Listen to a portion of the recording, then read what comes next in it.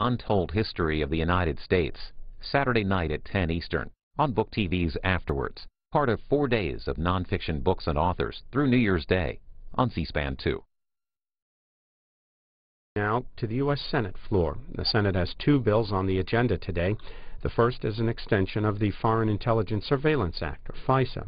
At the end of the year, several FISA provisions expire, including those allowing interception of overseas communications.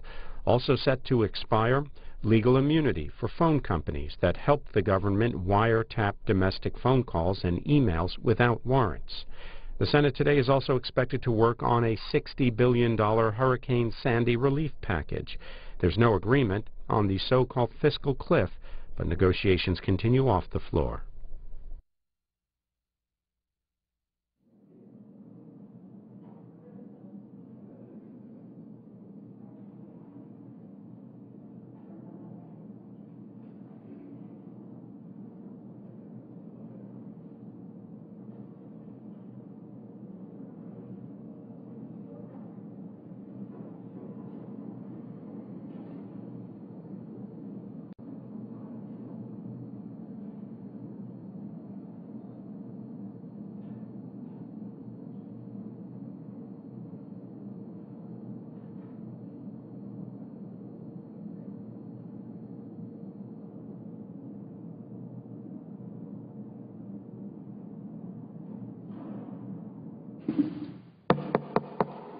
The Senate will come to order. Chaplain Black will lead the Senate in prayer.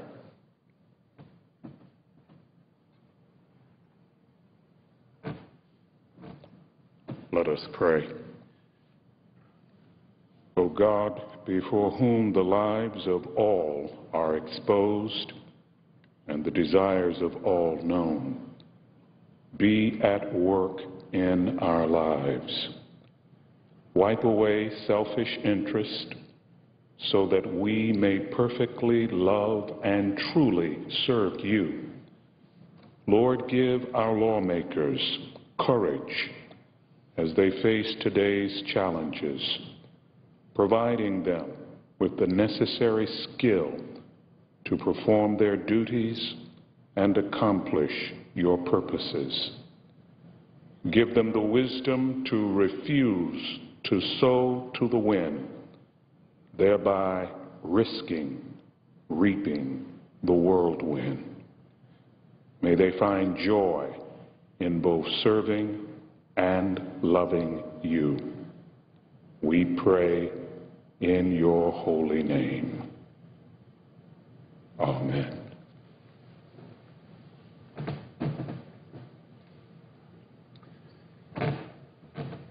Please join me in pledging allegiance to our flag.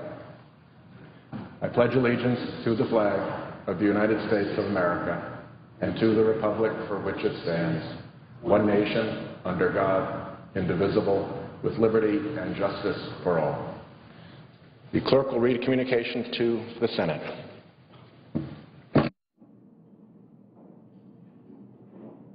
Washington, D.C., December 27, 2012. To the Senate. On the provisions of Rule 1, Paragraph 3 of the Standing Rules of the Senate, I hereby appoint the Honorable Sheldon Whitehouse, a senator from the state of Rhode Island, to perform the duties of the chair. Signed, Patrick J. Leahy, President Pro Tempore. Mr. President. The Majority Leader. New Year's Eve is fast approaching, and for decades and decades, the American people have watched the ball drop in Times Square. It's the countdown to midnight, the start of a new year.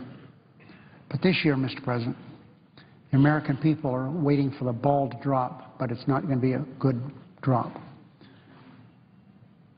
Because Americans' taxes are approaching the wrong direction. Come the first of this year, Americans will have less income than they have today. If we go over the cliff, and it looks like that's where we're headed, Mr. President, the House of Representatives, as we speak, with 4 days left after today before the first year, aren't here with the Speaker having told them they'll give them 48 hours notice. I can't imagine their consciences. They're out wherever they are around the country, and we're here trying to get something done. They are not in Washington, D.C. The House of Representatives are not here. They couldn't even get the leadership together yesterday. They had to do it with a teleconference. Republican leadership.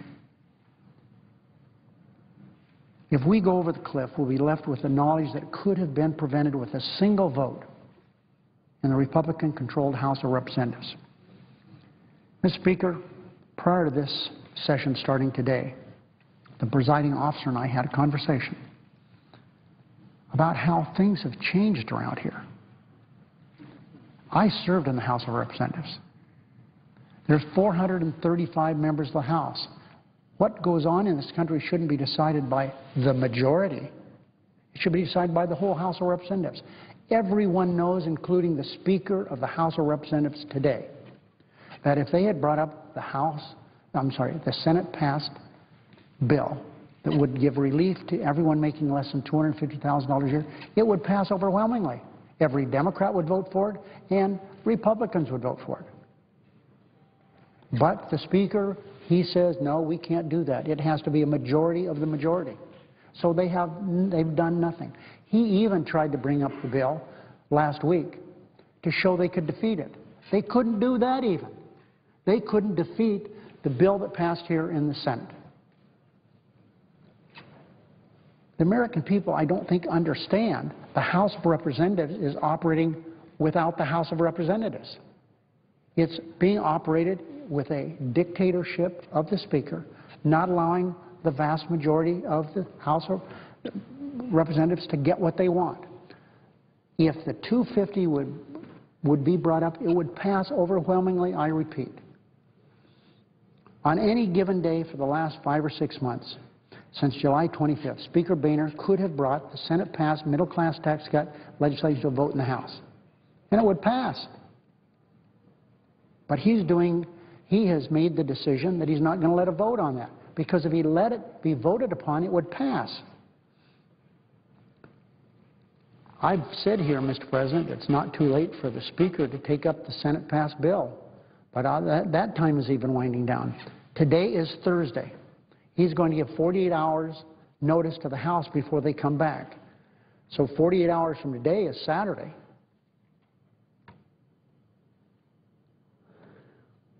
With just that one vote, middle-class families would have the security that their taxes wouldn't go up by at least $2,200 on New Year's Day. That's the average. Some would go up more, some less, of course. Speaker Boehner should call members of the House back to Washington today. He shouldn't have let them go, in fact. They're not here. They are not here. John Boehner seems to care more about keeping his speakership than about keeping the nation on firm financial footing. It's obvious, Mr. President, what's going on around here. He's waiting until January 3rd to get reelected as Speaker before he gets serious with negotiations, because he has so many people over there that won't follow what he wants. That's obvious from the debacle that took place last week. And it was a debacle. He made an offer to the President. The President came back. They're just a little bit apart. And he walked away from that and went to Plan B, which all it did is whack people who need help the most. Poor people. And he couldn't even pass that. Remember, he's not letting the House of Representatives vote. He's letting the Republicans vote. It was so bad and he was in such difficult shape there, he wouldn't even allow a vote to take place with his Republicans because he knew he would lose. For months, he's allowed House Republicans to hold middle-class taxpayers hostage to protect the richest 2%. And the funny part about that, Mr. President, the 2% don't want to be protected. The majority of rich people in our great country are willing to pay more. The only people that disagree with that are Republicans who work in this building. The Speaker just has a few days left to change his mind. But I have to be very honest, Mr. President.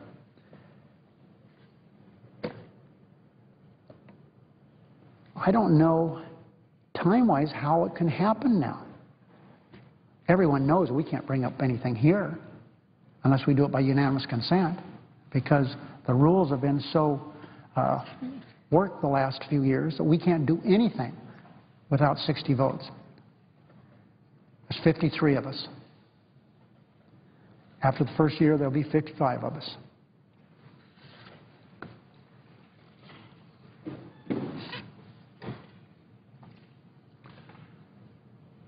I would hope that the Speaker and the Republican leader here in the Senate would come to us and say, here's what we think will work. Let's find out what that could be. Because the Speaker can't pass, it seems, much of anything over there.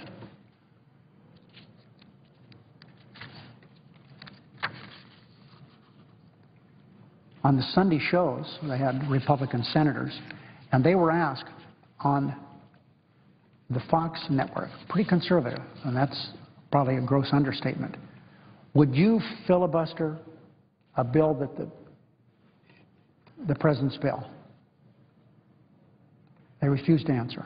Well, we don't make that decision. We can't answer that. Well, filibuster is over all of our heads, Mr. President. That's why we have to look seriously next year at changing the rules around here.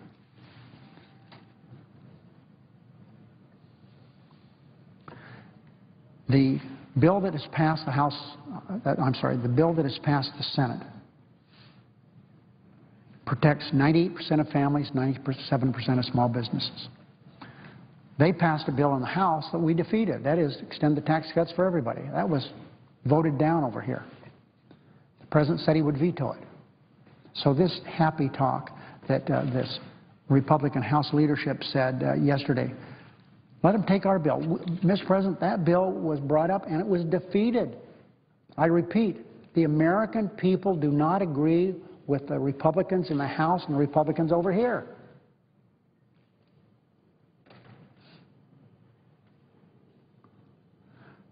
The way to avoid the fiscal cliff has been right in the face of the Republican leaders, both McConnell and Boehner, for days and days and days and days, going into weeks and months.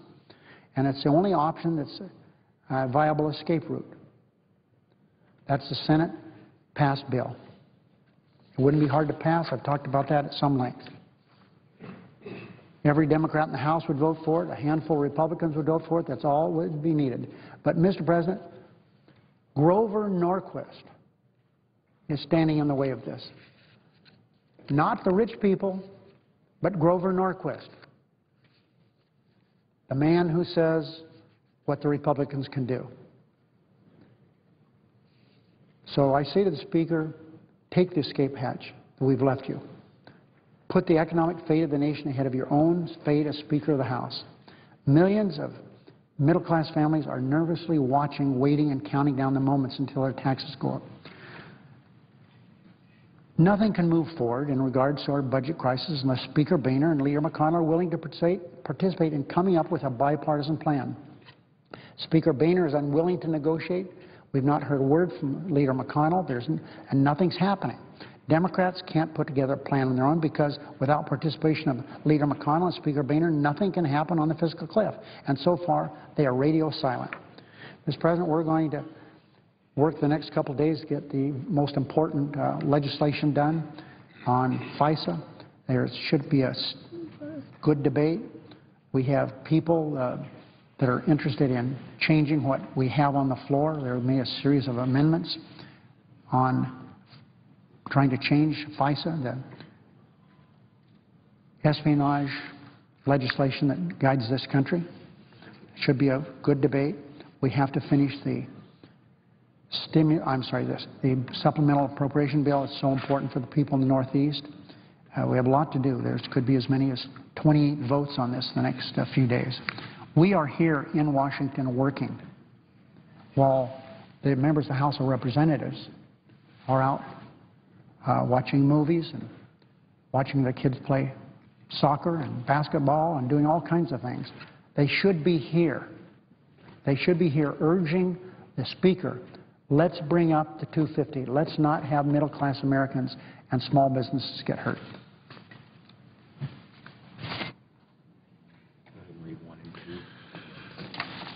Under the previous order, the leadership time is reserved. Under the previous order, the Senate will proceed to the consideration of H.R. 5949, which the clerk will report. Calendar number 510, H.R. 5949, an act to extend the FISA Amendments Act of 2008 for 5 years. Under the previous order, the senator from Oregon, Mr. Wyden, is recognized. Mr. President, thank you. I want to thank Leader Reid for the honor of being able to open this morning's debate. And I also want to particularly identify with a point that the leader made. There's an old saying that most of life is just showing up. And I think what the American people want, and I heard this at checkout lines in our local stores, for example, this week, they want everybody back in Washington and going to work on this issue just as the leader suggested. I think senators know that I'm really a charter member of what I guess you could call the optimist caucus here in the Senate.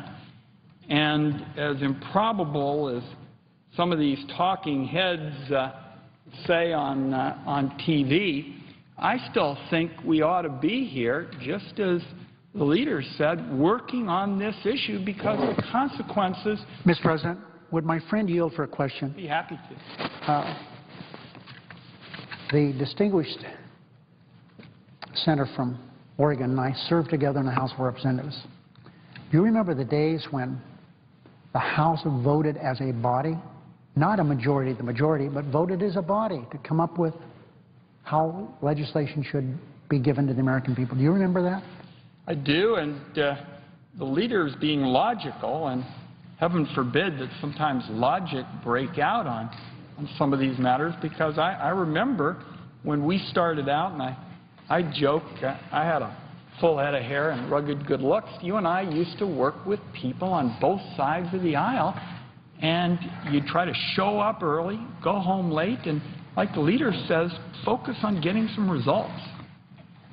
I thank the leader for his point, and again for the honor of being able to open this meeting. As I indicated, what I heard at home is we're supposed to be here. We're supposed to be trying to find some common ground. I know the talking heads on TV say that this is just impossible, can't be done. But as the leader said, first of all, this has been done in the past, and historically, the Congress, when there are big issues and big challenges for the country, we come together and we deal with it. I'm particularly concerned, for example, about some of the effects that going over the cliff will have on vulnerable senior citizens. That was my background.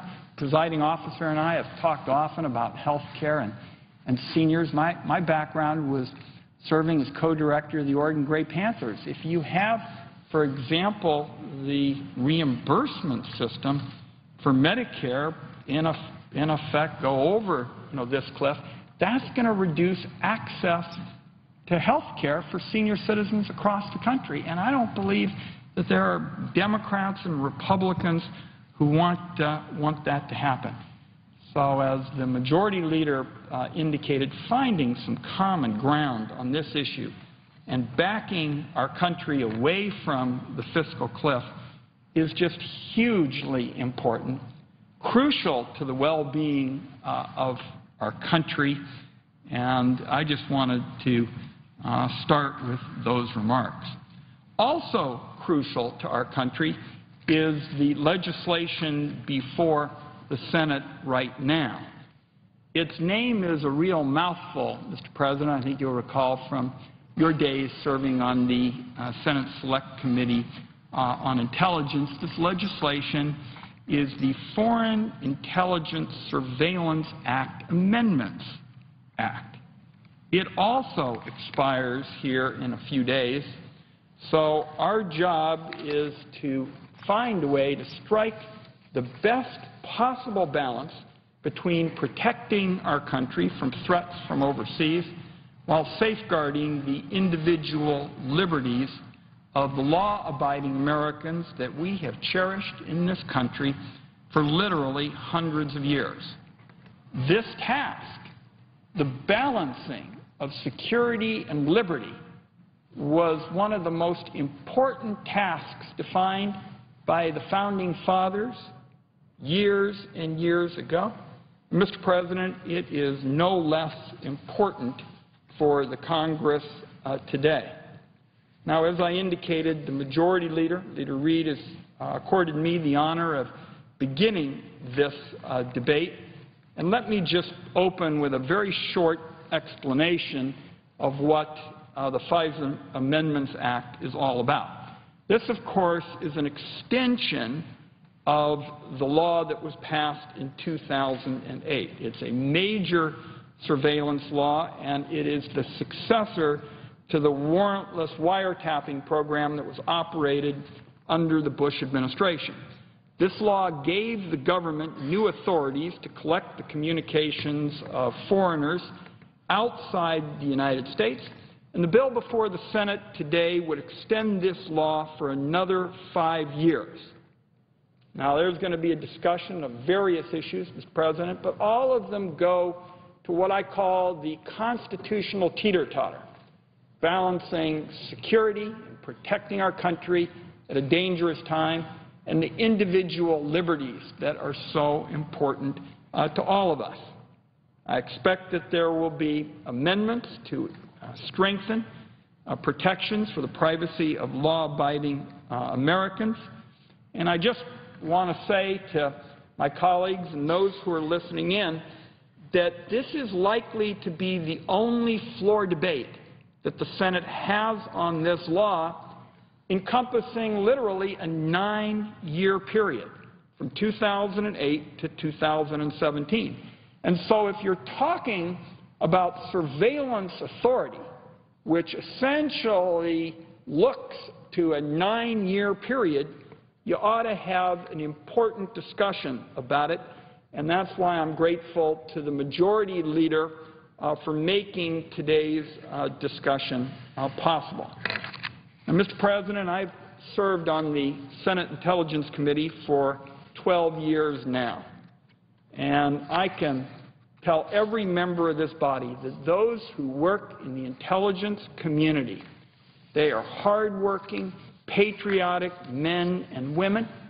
They give up an awful lot of evenings and weekends and vacations to try to protect the well-being and security of our country. You hear a lot, for example, about a well-publicized event, their enormously valuable role, for example, in apprehending bin Laden. But what you don't hear about is the incredible work that they do day in and day out, the hard work of intelligence gathering, and I want to commend them for it as we begin this discussion. The job of those who work in the intelligence community is to follow whatever laws the Congress lays down as those hardworking men and women collect intelligence. Our job here in the Congress is to make sure that the laws we pass are in line with the vision of the Founding Fathers, which was to protect national security as well as the rights of individual Americans. And we all remember the wonderful comment by Ben Franklin. I will paraphrase it, but essentially Ben Franklin said that if you give up your liberty to have security, you really don't deserve either. And so we owe it to the hardworking men and women in the intelligence community to work closely with them, to find that kind of balance that Ben Franklin was talking about, and we can help them do it by conducting robust oversight over the work that's being done there so that members of the public can have confidence in the important work being done by the men and women in the intelligence community, and confidence that as we protect our security at a dangerous time, we are also protecting the individual liberties of our people. Now, Mr. President, the story with respect to this debate really begins in early America when the colonists were famously subjected to a lot of taxes by the British government. The American colonists thought that this was unfair because they were not represented in the British Parliament, and they argued that if they weren't allowed to vote for their own government, then they shouldn't have to pay taxes. We all remember the renowned rallying cry of the colonists. It was no taxation without representation, and early revolutionaries engaged in protests against these taxes all over the country. The most famous of these protests, of course, was the Boston Tea Party, in which colonists threw shiploads of tea into the Boston harbor, of course, protesting the tax on tea. Now, there were a lot of taxes, as we recall from our history books, taxes on tea and sugar and paint and paper. And because so many colonists believed these taxes were unjust, there was a lot of smuggling going on in the American colonies. People would import things like sugar, and they'd simply avoid paying the tax on them. Now, we all remember the King of England didn't like this a whole lot. He wanted the colonists to pay taxes whether they were allowed to vote or not. So the English authorities began issuing what are essentially general warrants.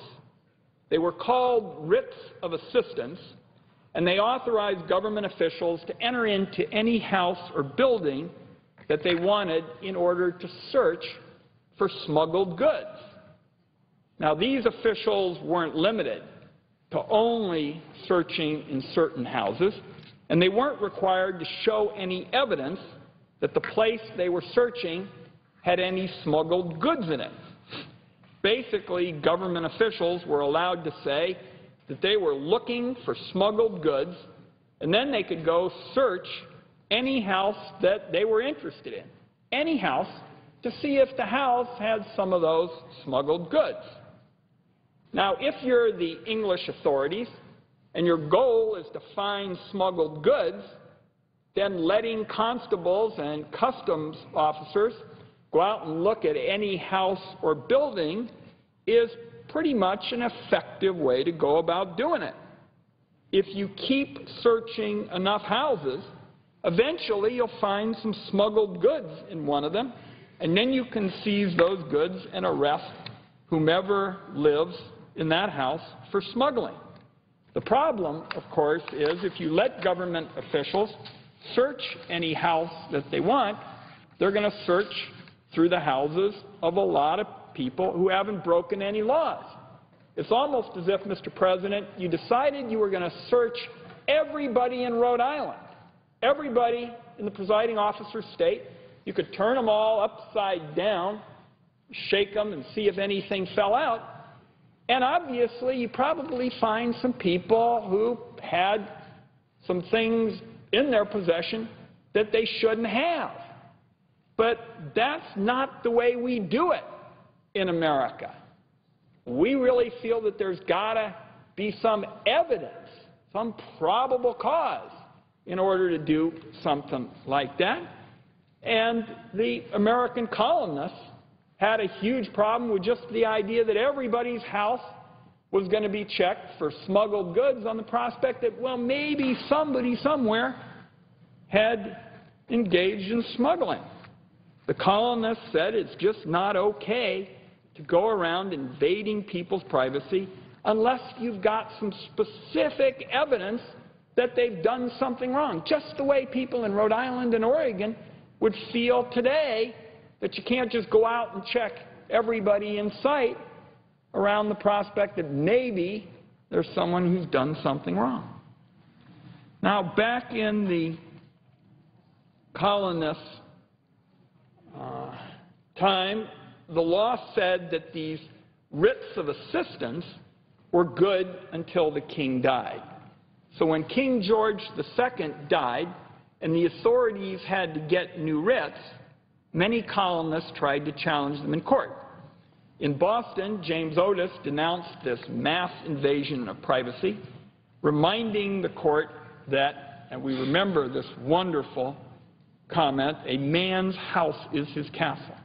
Mr. Otis described the writs of assistance as a power that places the liberty of every man in the hands of every petty officer. Unfortunately, the court ruled that these general orders permitting mass searches without individual suspicion were legal, and English authorities continued to use them. The fact that English officials went around invading people's privacy without any specific evidence against them was one of the fundamental complaints that the American colonists had against the British government. So naturally, our founding fathers, with the wisdom that they showed on so many matters, made it clear that they wanted to address this particular complaint when they wrote the Bill of Rights. The Bill of Rights ensures that strong protections for individual freedom would be included within our Constitution itself. And the Founding Fathers included strong protections for personal privacy in the Fourth Amendment. The Fourth Amendment states, and I quote here, "The right of the people to be secure in their persons, houses, papers, and effects against unreasonable searches and seizures shall not be violated, and no warrants shall issue but upon probable cause, supported by oath or affirmation, and particularly describing the place to be searched and the person or things to be searched." This was a direct rejection of the authority that the British had claimed to have when they ruled the American colonies. The Founding Fathers said that our government does not have the right to search any house that government officials want to search, even if it helps them to do their job. Government officials may only search someone's house if they have evidence that someone is breaking the law, and they show the evidence to a judge to get an individual warrant. For more than 200 years, Mr. President, this fundamental principle has protected Americans' privacy while still allowing our government to enforce the law and to protect public safety. Now, as time passed and we entered the 20th century, advances in technology, a whole host of technologies, gave government officials the power to invade individual privacy in a whole host of new ways. New ways, Mr. President, that the Founding Fathers never dreamed of. And all through those days, the Congress and the courts struggled to keep up. Time and time again, Congress and the courts were most successful when they returned to the fundamental principles of the Fourth Amendment. And it's striking, Mr. President, if you look at a lot of the debates that we're having today about the Internet, and the presiding officers had a great interest in this. We've talked often about it. Certainly, the Founding Fathers could never have envisioned tweeting and Twitter and the Internet and all of these extraordinary, technologies. But what we have seen as technology has continued to bring us this treasure trove of information, all of these spectacular opportunities the Founding Fathers never envisioned, we saw that time and time again, the Congress and the courts were most successful when they returned to the fundamental principles of the Fourth Amendment. For example, in 1928, the Supreme Court considered a famous case about whether the Fourth Amendment made it illegal for the government to listen to an individual's phone conversations without a warrant. Once again, dating almost to the precedent about the colonists and smuggling, the 1928 case was about smuggling, specifically bootlegging. The government argued then that as long as it did the wiretapping remotely without entering an individual's house, the Fourth Amendment wouldn't apply.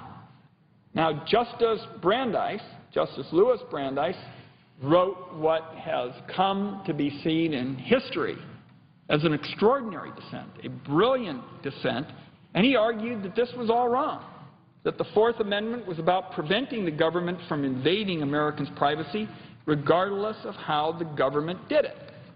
And I'm just going to spend a couple of minutes, Mr. President, making sure that people see how brilliant and far-sighted Justice Brandeis was and how his principles, the principles he talked about in 1928, are as valid now as they were then.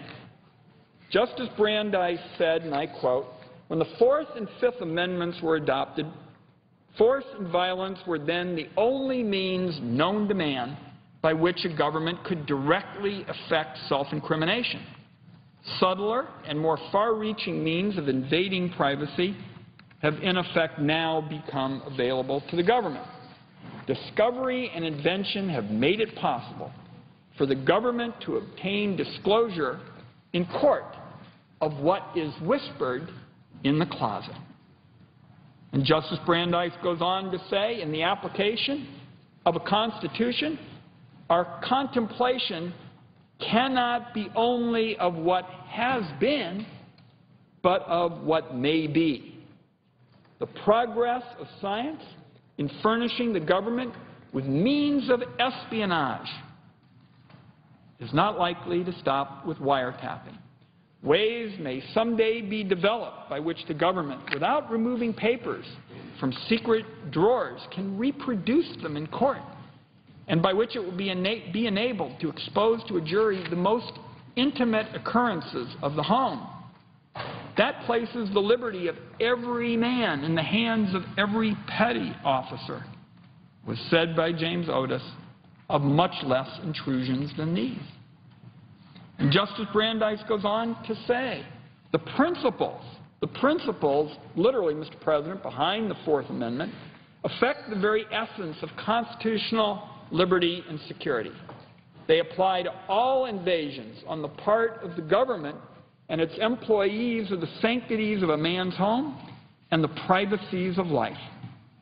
It's not the breaking of his doors, the rummaging of his drawers that constitutes the essence of the offense, but it is the invasion of his indefeasible right of personal security, personal liberty, and private property, where the right has never been forfeited by his conviction of some public offense. And Justice Brandeis closes this remarkable dissent, saying the evil incident to invasion of the privacy of the phone is far greater than that involved in tampering with the mail.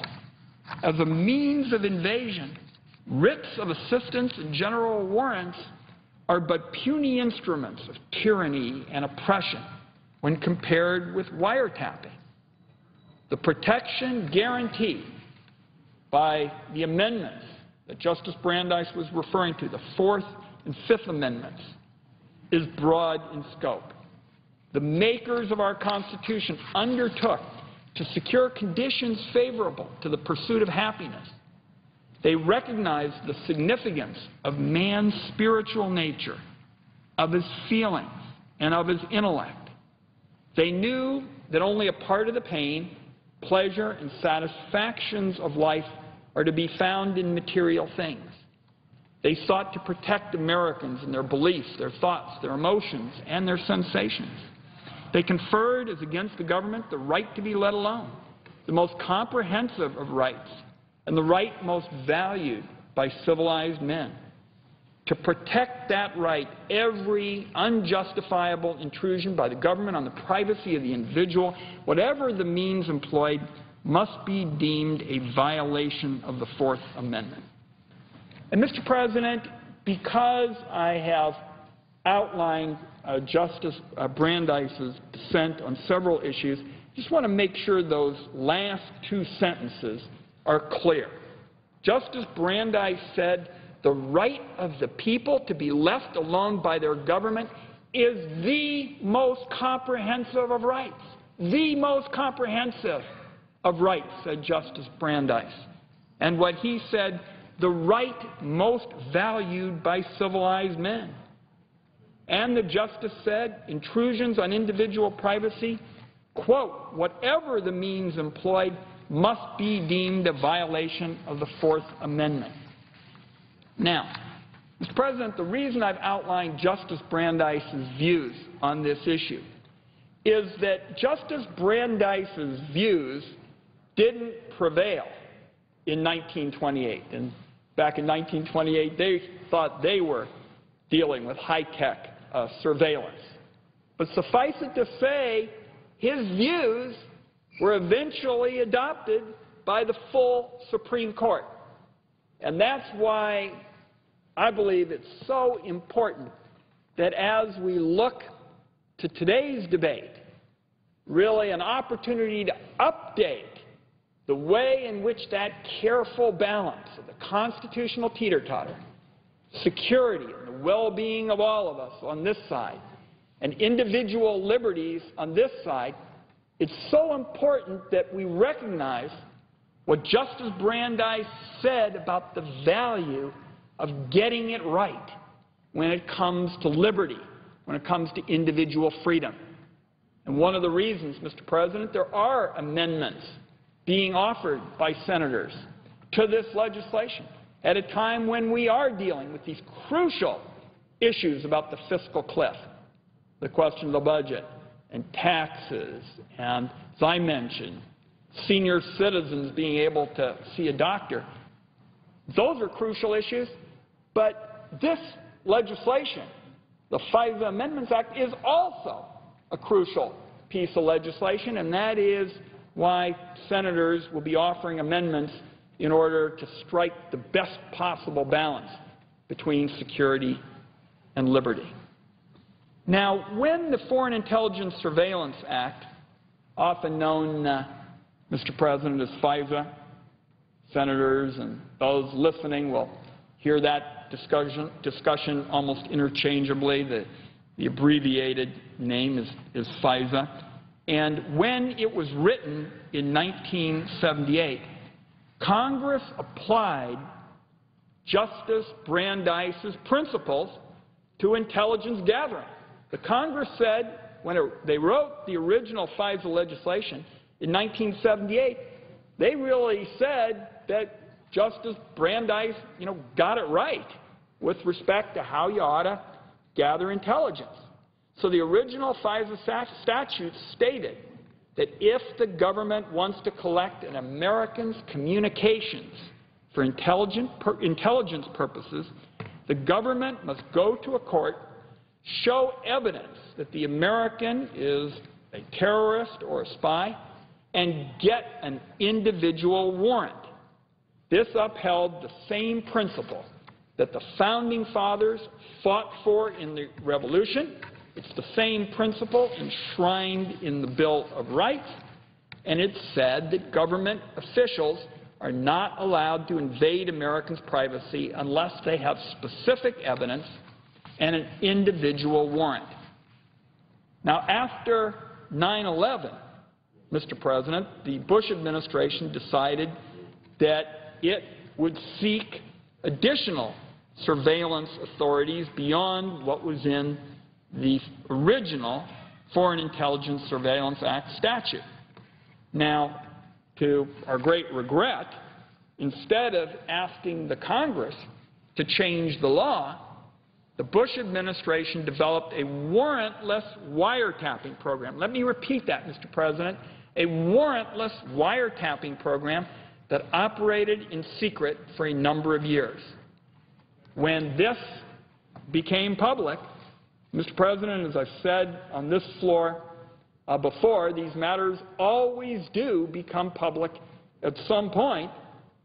When it became clear that the Bush administration had developed this warrantless wiretapping program, there was a huge, huge uproar across the land.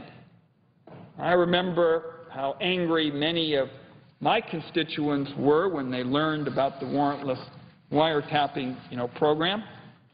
And I and a lot of other senators were very angry as well. Mr. President, like you, I have been on the Intelligence Committee, and I've been a member for 12 years, but the first time I heard about the warrantless wiretapping program, the first time I heard about it was when I read about it in the newspaper. It was in the New York Times before I, as a member of the Senate Select Committee on Intelligence, knew about it. There was a very heated debate. Congress passed the FISA Amendments Act of 2008, and that was to replace the warrantless wiretapping program with new authorities for the government to collect the phone calls and emails of those believed to be foreigners outside the United States.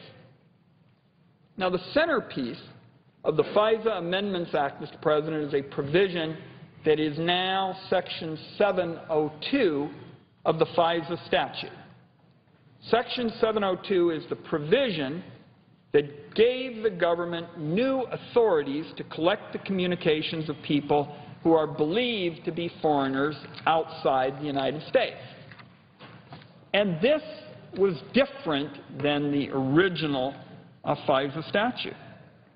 Unlike the traditional FISA authorities, and unlike law enforcement wiretapping authorities, Section 702 of the FISA Amendments Act does not involve obtaining individual warrants. Instead, it allows the government to get what's called a programmatic warrant, lasts for an entire year, and authorizes the government to collect a potentially large number of phone calls and emails with no requirement that the senders or recipients be connected to terrorism, espionage, the threats that we are concerned about. If that sounds familiar, it certainly should. General warrants that allowed government officials to decide whose privacy to invade were the exact sort of abuse that the American colonists protested over and led the Founding Fathers to adopt the Fourth Amendment in the first place. For this reason, Mr. President, Section 702 of the FISA law contains language that is specifically intended to limit the government's ability to use these new authorities to spy on Americans. So let me emphasize that, because that is crucial to this discussion and the amendments that will be offered. It is never okay for government officials to use a general warrant to deliberately invade the privacy of a law-abiding American. It was not okay for constables and customs officials to do it in colonial days, and it is not okay for the National Security Agency to do it today. So if the government is going to use general warrants to collect people's phone calls and emails, it is extremely important to ensure that this authority is only used against foreigners overseas and not against law-abiding Americans. Now, despite what the presiding officer and the Senate may have heard, this law doesn't actually prohibit the government from collecting Americans' phone calls and emails without a warrant. The FISA Amendments Act states, and I want to quote here because there's been a lot of inaccuracies and misrepresentations on this. The FISA Amendments Act states that acquisitions made under Section 702 may not, quote, intentionally target a specific American and may not, quote, intentionally acquire communications that are known at the time of acquisition to be wholly domestic.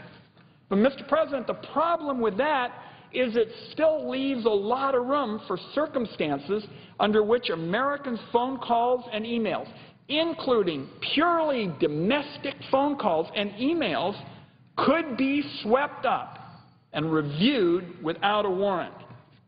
This can happen if the government didn't know that someone is American, or if the government made a technical error, or if the American was talking to a foreigner, even if that conversation was entirely legitimate. And I'm not talking, Mr. President, about some hypothetical situation. The FISA court, in response to a concern and I and others have had, the FISA court has already ruled at least once that collection carried out by the government under the FISA Amendments Act violated the Fourth Amendment to the Constitution. Senate rules regarding classified information prevent me from discussing the details of that ruling or how many Americans were affected over what period of time, but this fact alone, Mr. President, clearly demonstrates that the impact of this law on Americans' privacy has been real and it is not hypothetical. Now, when the Congress passed the FISA Amendments Act 4 years ago, it included an expiration date. The point of the expiration date was to ensure that Congress could review these authorities closely, and the Congress could decide whether protections for Americans' privacy are adequate or whether they need to be modified. So again, you go back to what I've described as the constitutional teeter-totter, Mr. President. Our job, balance the need of the government to collect information, particularly with respect to what can be threats coming from overseas, with the right of individual Americans to be left alone. It is that balance that we are discussing. And if the Congress finds it's unbalanced, the Congress has a responsibility to step up and figure out how to make the appropriate changes in the law to ensure that both security and privacy are being protected simultaneously. Unfortunately, Mr. President, the Congress and the public, the American people, do not currently have enough information to adequately evaluate the impact of the law we are debating on Americans' privacy. There are a host of important issues about the law's impact that intelligence officials have simply refused to answer publicly. I'm going to now spend a few minutes outlining the big questions that I believe Americans deserve answers to. And certainly, the Congress has got to have answers to these questions in order to do our job of doing robust oversight over this law and over intelligence, which, as I said a bit ago, is exactly what the hard-working men and women in the intelligence community need and deserve in order to do their job in a way that will generate confidence among the American people. So first, Mr. President, if you want to know what kind of impact this law has had on Americans' privacy, you probably want to know roughly how many phone calls and emails that are to and from Americans have been swept up by the government under this authority. So Senator Mark Udall, Mr. President, our distinguished colleague from Colorado and a great addition to the Intelligence Committee, he and I began the task of trying to ferret out this information some time ago. So over a year and a half ago, Senator Mark Udall and I asked the Director of National Intelligence how many Americans have had their communications collected under this law and, in effect, swept up by the government under these authorities. The response was, and I quote, "It is not reasonably possible to identify the number of people located in the United States whose communications may have been reviewed under the authority of the FISA Amendments Act." That's how the government responded to Senator Udall and I. Now, if you're a person who doesn't like the idea of government officials secretly reviewing your phone calls and emails, you probably don't find that answer particularly reassuring. But suffice it to say, the situation really got worse from there. So in July of this year, I and a tripartisan group of 12 other senators, including Senator Mark Udall, our colleague from Utah, Senator Mike Lee, Senator Durbin. I'm pleased to be joined by Senator Merkley, who has been vital in this coalition, this tripartisan coalition, to get the best possible balance between security and liberty. Was a signer of the letter, Senator Paul of Kentucky, who has also been an outspoken advocate of striking a better balance between privacy and liberty, was a signer. Senator Coons, Senator Begich, Senator Bingaman, Senator Tester, Senator Sanders, Senator Tom Udall, Senator Cantwell. All of us joined together in writing another letter to the Director of National Intelligence asking additional questions about the impact of this law on Americans' privacy. We asked the Director if he could give us, Mr. President, even a rough estimate, just a rough estimate. In other words, Mr. President, there's been discussion both in the press and in the intelligence community. Well, this group of senators is asking for something impossible. This group of senators is asking for an exact count of how many Americans are being swept up under this FISA authority, having their calls and emails reviewed. I want to emphasize, we just said, as a tripartisan group of senators, we just like a rough estimate. Use any approach you want in terms of giving us an assessment of how many Americans' communications have been swept up in this way. Is it hundreds? Is it hundreds of thousands? Is it millions? The bipartisan group, the tripartisan group of senators, Mr. President, basically were just asking for a report, the kind of information that is a prerequisite to doing good oversight. Frankly, Mr. President, I think when you talk about oversight and you can't even get a rough estimate of how many law-abiding Americans have had their communications swept up under this law, you don't have that kind of information, Mr. President. Oversight, the idea of robust, oversight really ought to be called toothless oversight if you don't have that kind of information. And the Director declined to publicly answer this question. So our tripartisan group and others continued. We asked the Director if anyone else has already done such an estimate. We didn't ask about doing anything new, Mr. President. The intelligence community said, oh my goodness, it'll be so hard to give you even a rough estimate. So we said, okay, just tell us if anyone else has already done such an estimate. The Director declined to publicly answer this question as well. Mr. President, right at the heart of this discussion is if we're serious about doing oversight, the Congress ought to be able to get a straightforward answer to the question. Have any estimates been done already as to whether law-abiding Americans have had their communications swept up under the FISA authority? Second, if you want to understand this law's impact on Americans' privacy, you probably want to know whether any wholly domestic communications have been collected under the FISA authorities. Now, when you're talking about wholly domestic communications, Mr. President, you're talking about one person in the United States talking to another person who is also in the United States.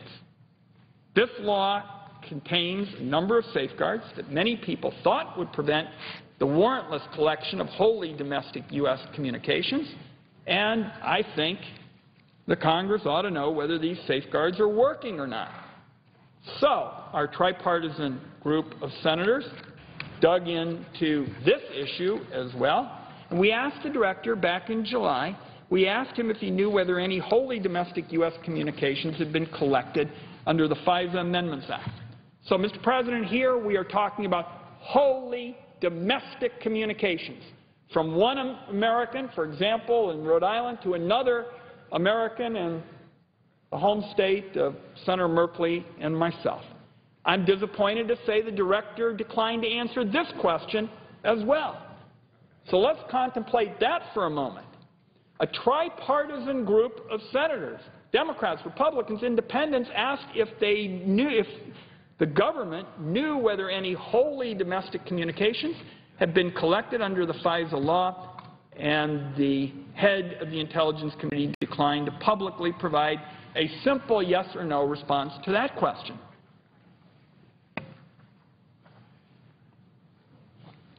So, Mr. President, that means that the FISA Amendments Act involves the government going to a secret court on a yearly basis and getting programmatic warrants to collect people's phone calls and emails with no requirement that these communications actually belong to people involved with terrorism or espionage. This authority isn't supposed to be used against Americans, but in fact, intelligence officials say they don't even know how many American communications they are actually collecting. And the fact is, once the government has this pile of communications, which contains an unknown but potentially very large number of Americans' phone calls and emails, there are surprisingly few rules about what can be done with it. For example, Mr. President, there is nothing in the law that prevents government officials from going to that pile of communications and deliberately searching for the phone calls or emails of a specific American, even if they don't have any actual evidence that the American is involved in some kind of wrongdoing, some kind of nefarious activity. Again, if it sounds familiar, it ought to, because that's how I began this discussion, talking about these sort of general warrants that so upset the colonists. General warrants allowing government officials to deliberately intrude on the privacy of individual Americans at their discretion was, as I've outlined this morning, the abuse that led America's founding fathers to rise up against the British, and they are exactly what the Fourth Amendment was written to prevent. If government officials want to search an American's house or read their emails or listen to their phone calls, they are supposed to show evidence to a judge and get an individual warrant. But this loophole in the law allows government officials to make an end run around traditional warrant requirements and conduct backdoor searches for Americans' communications. Now, let me be clear, Mr. President. If the government has clear evidence that an American is engaged in terrorism, espionage, serious crimes, I think the government ought to be able to read that person's emails and listen to that person's phone calls. I believe and have long felt that that is an essential part of protecting public safety. But government officials ought to be required to get a warrant. There are even, as you know, Mr. President, emergency provisions, and I support these strongly as well, that allow for an authorization, an emergency authorization, before you get the warrant in order to protect the well-being of the American people. So what we want to know at this point, if you're trying to decide whether the constitutional teeter-totter is being properly balanced or is out of whack, you want to know whether the government has ever taken advantage of this backdoor search loophole and conducted a warrantless search for the phone calls or emails of specific Americans. So when the tripartisan group wrote to the Director of National Intelligence, we asked him to state whether the intelligence community has ever deliberately conducted a warrantless search of this nature. The Director declined to respond to this as well. Declined to respond to a tripartisan group of senators simply asking, has the intelligence community ever deliberately conducted a warrantless search of this nature? Now, if anybody is kind of keeping score on this, you'll notice that the Director refused to publicly answer any of the questions that was asked in our letter. So if you're looking for reassurance that the law is being carried out in a way that respects the privacy of law-abiding American citizens, you won't find it in his response. I should note that the director did provide additional responses in a highly classified attachment to his letter. Mr. President, this attachment was so highly classified that I think of the 13 senators who signed the letter, the tripartisan group, 11 of those 13 senators don't even have staff who have the requisite security clearance to read it. So naturally, that makes it hard for these senators, let alone the public, to gain a better understanding of the privacy impact of the law. Several senators sent the director a follow-up letter last month, again urging him to provide public answers to what we felt were straightforward questions, really sort of a minimum set of responses that the Congress needs to do oversight, and the director refused as well. Now, Mr. President, intelligence officials don't deny the facts that they have, the facts that I've outlined this morning. They still insist they are already protecting innocent Americans' privacy. There's a lot of discussion about how this program is overseen by the secret FISA court, how the court is charged with ensuring that all of the collection carried out under this program is constitutional.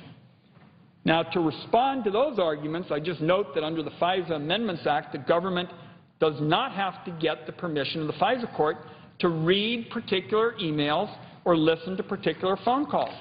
The law simply requires the court to review the government's collection and handling procedures on an annual basis.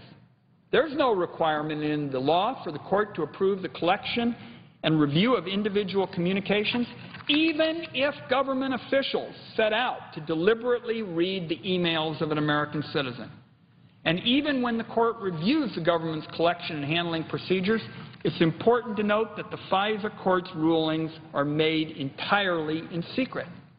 It may seem hard to believe, but the court's rulings that interpret major surveillance law and even the U.S. Constitution in significant ways, these are important judgments, and the public has absolutely no idea what the court is actually saying.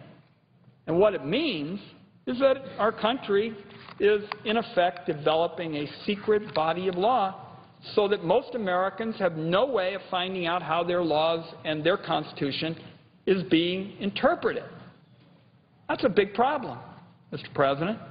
Americans don't expect to know the details of how government agencies collect information, but Americans do expect those agencies to operate within the boundaries of publicly understood law. And Americans need and have a right to know how those laws and the Constitution are interpreted so they can ratify the decisions that elected officials make on their behalf. Putting it another way, Mr. President, I think we understand that Americans know that intelligence agencies sometimes have to conduct secret operations, but the American people don't expect these agencies to rely on secret law. Mr. President, I think we understand that the work of the intelligence community is so extraordinarily important. I see the distinguished chair of the committee, here. Every member of our committee, every member, feels that it's absolutely critical to protect the sources and methods by which the work of the intelligence community is being done, but we don't expect the public to, in effect, just accept secret law. When you go to your laptop and you look up a law, it's public. It's public. But what I've described is a growing pattern of secret law that makes it harder for the American people to make judgments about the decisions that are being made by those in the intelligence community, and I think that can undermine the confidence the public has in the important work being done by the intelligence community. Now, if you think back to colonial times, when the British government was issuing writs of assistance and general warrants, the colonists were at least able to challenge these warrants in open court. So when the courts upheld those writs of assistance, ordinary people could read about the decision, and people like James Otis and John Adams could publicly debate whether the law was adequately protecting the privacy of law-abiding individuals. But if the FISA court were to uphold something like that today, in the age of digital communications and electronic surveillance, it could conceivably pass entirely unnoticed by the public, even by those people whose privacy was being invaded. Since 2008, I and other senators have urged the Department of Justice and the intelligence community to establish a regular process for reviewing, redacting, and releasing the opinions of the FISA court that contain significant interpretations of law so that members of the public have the opportunity to understand what their government thinks their law and their Constitution actually means. Now, Mr. President, I'm not talking about a need to release every single routine decision that's made by the court, and obviously most of the cases that come before the court contain sensitive information about intelligence sources and methods that are appropriate to keep secret. And I don't take a back seat, Mr. President, to any member of this body in terms of protecting the sources and methods of those in the intelligence community doing their important work. But the law itself should never be secret. And what federal courts think the law and the Fourth Amendment to the Constitution actually mean should never be a secret from the American people the way it is today. And, Mr. President, I'm going to wrap up. I see Senator Merkley here, Senator Feinstein. Just a couple of additional points I'd say to the Chair.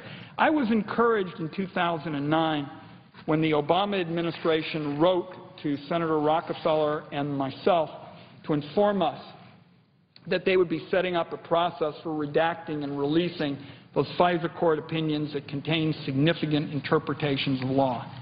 Unfortunately, over 3 years later, this process has produced literally zero results. Not a single redacted opinion or summary of FISA court rulings has been released. I can't even tell if the administration still intends to fulfill this promise. I often get the feeling that they're hoping that people will go away and forget the promise was made in the first place. I should note in fairness that while the administration has so far failed to fulfill this promise, the intelligence community has sometimes been willing to declassify specific information about the FISA court's rulings in response to requests from myself and other senators.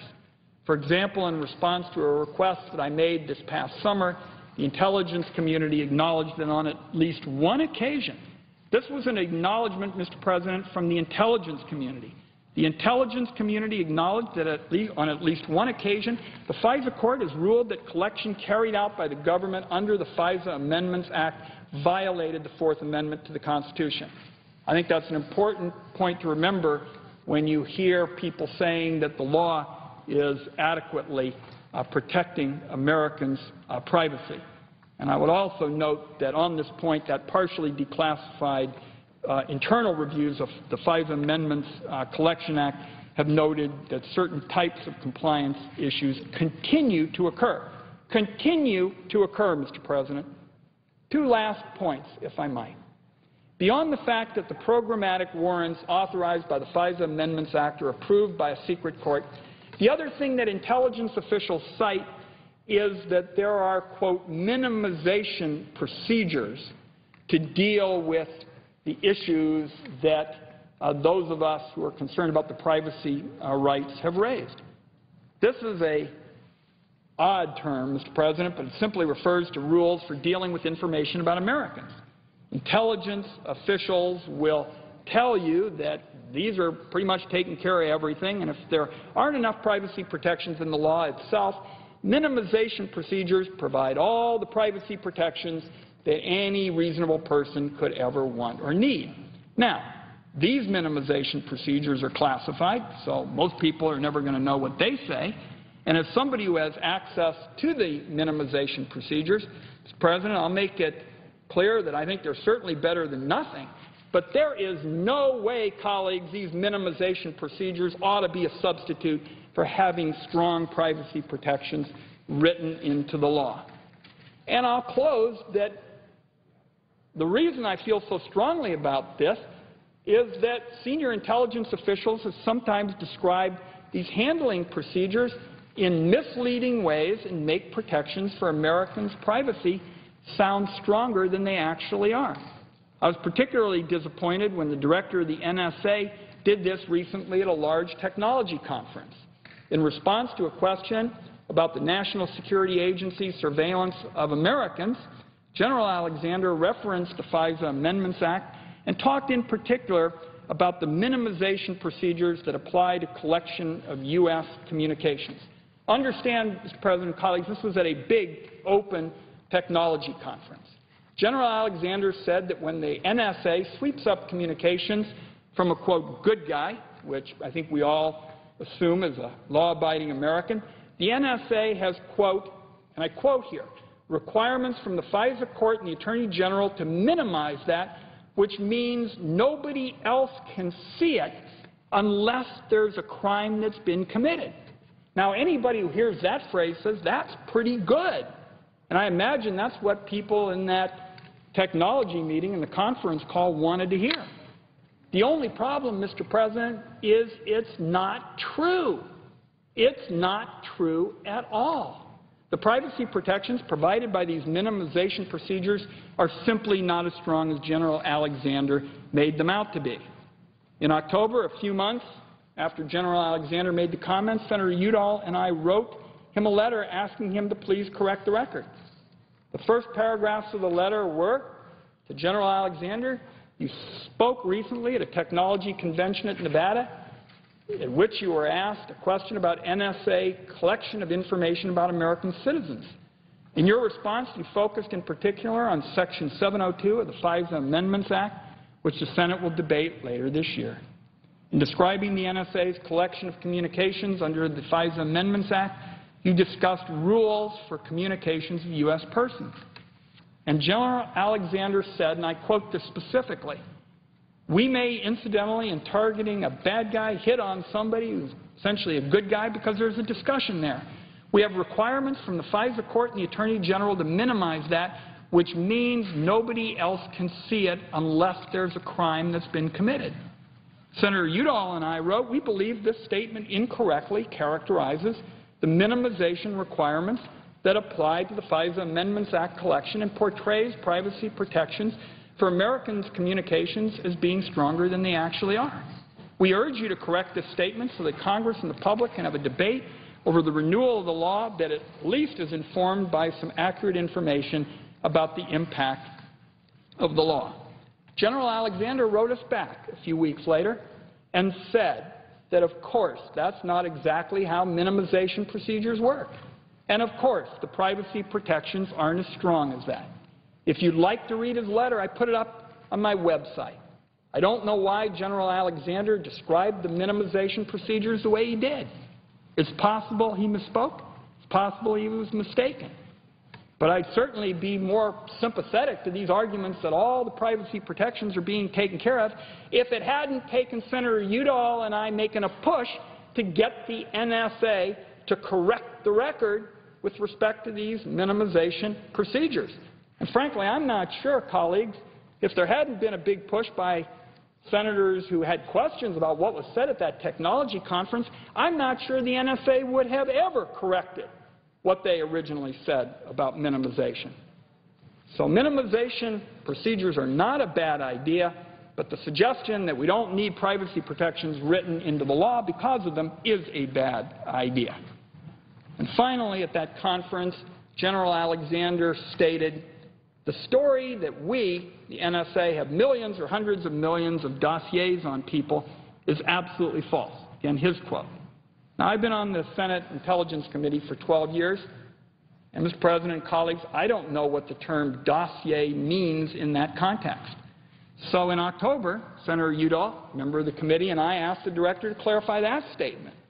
We said, does the NSA collect millions or hundreds of millions of Americans' data on them? Pretty straightforward question. If you're asking whether the NSA is doing a good job protecting Americans' privacy, it is one of the most basic questions of all. If General Alexander saw fit, and he was the one who said that they don't keep millions of dossiers, General Alexander could have answered our question about whether they were keeping these dossiers with a simple yes or no. Instead, the director of the NSA replied that while he appreciated our desire to have responses to the questions on the public record, he would not provide a public answer. So, again, the director of the NSA said the story that we have millions or hundreds of millions of dossiers on people is absolutely false. So two members of the committee asked, does the NSA collect any type of data on millions or hundreds of millions of Americans? And the director refused to respond. So at this point, Mr. President, I close by way of saying I believe the FISA Amendments Act has enabled the government to collect some useful intelligence information, and my goal is to reform the legislation.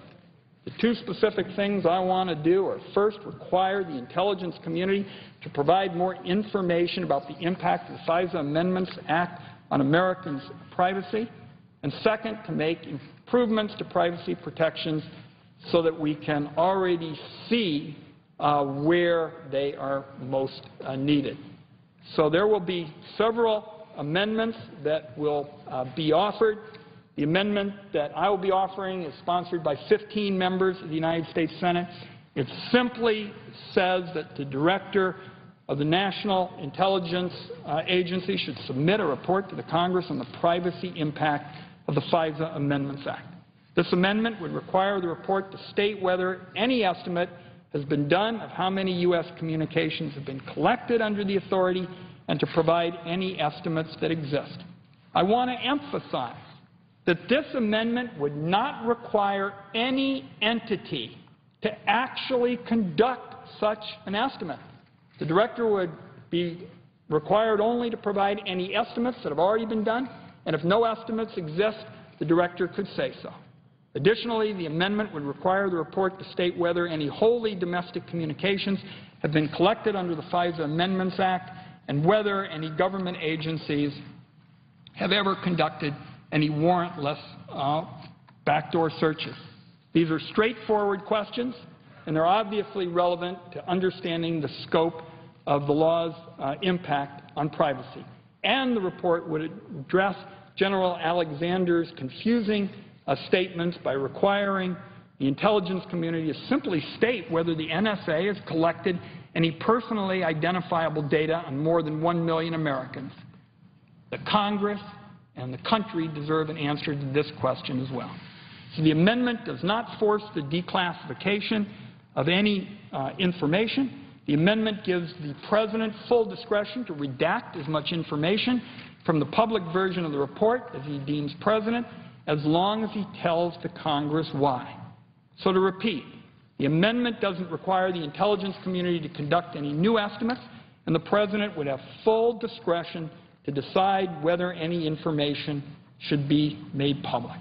I offer this amendment, Mr. President, because I believe every member of Congress ought to have the answers to these questions. If your constituents are like mine and Senator Merkley's, they expect us to give government agencies the authority to protect our country and to gather intelligence on important topics, but they also expect us to conduct vigorous oversight on what those agencies are doing. And it's, I guess, a temptation to say, well, I don't know what's going on, so I'll let somebody else look at the privacy issues and go from there. I don't think that's good, oversight. To me, Mr. President, at a minimum, if we don't pass a requirement that we get a rough accounting of whether or not there's even been an estimate done with respect to how many law-abiding Americans have been swept up under these FISA authorities, Mr. President, my view is that oversight becomes toothless, and that is not what our obligation over these issues is all about. There will be other important amendments as well. Senator Merkley has one that I think is particularly important because it goes to this question of secret law. Senator Leahy seeks to promote additional accountability as well with his important amendment, and my colleague, Senator Paul, will be offering an amendment, an important amendment as well, with respect to unreasonable searches and seizures under the Fourth Amendment. Mr. President, we obviously have crucial work to do with respect to the fiscal cliff issue in the next few days. We talked earlier when the Majority Leader was here about the impact of the budget and taxes, senior citizens not being able to see doctors. It is crucial work, and I continue to be part of that optimist caucus here in the Senate, believing that we can still find some common ground in these last few days on the fiscal cliff and avoid going over the fiscal cliff. That is crucial work, Mr. President, but striking the right balance between protecting our country and protecting our individual liberties is also important work. And for that reason, I wanted to walk through the history of the FISA Amendments Act this morning, describe why it was so important, particularly for us to get even an accounting. Remember, Mr. President, this doesn't disrupt any operations in the Intelligence Committee. This is just an accounting of how many law-abiding Americans have had their communications swept up under this law. That work is crucial, too. And for that reason, Mr. President, I hope that on a bipartisan basis, the amendments will be viewed favorably by the Senate when we begin voting. And, Mr. President, to your indulgence for being part of this discussion, presiding in the chair, with special thanks to the distinguished Majority Leader who gave me the opportunity to open this discussion about FISA this morning. With that, Mr. President, I yield the floor.